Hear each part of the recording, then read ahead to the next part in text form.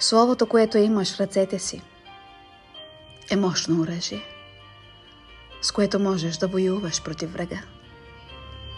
И всеки един стих оттам е като бич за дявола. Отвори и виж. Писано е в Еремия 33:3.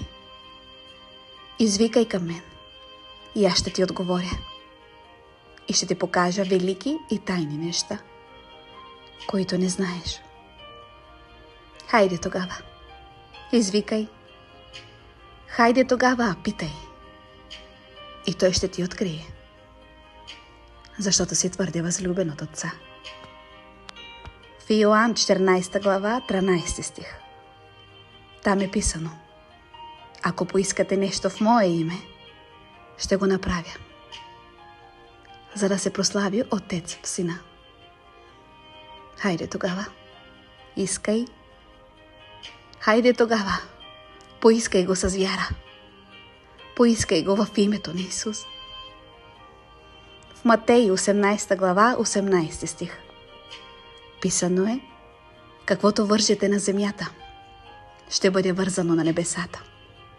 И каквото развържете на земята, ще бъде развързано и на небесата. Хайде тогава, развързвай. Отвържи живота си за Бог. Отвържи съдбата си за Бог. Хайде, отвързвай, благослови за теб и твоя дом. Хайде, отвързвай, така че окови да падат и вериги да се разкъсат. Отвързвай в името на Исус. Ти си човека. Властта ти е дадена.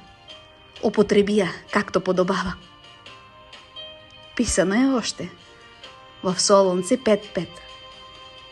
Защото вие всички сте синове на светлината, синове на деня.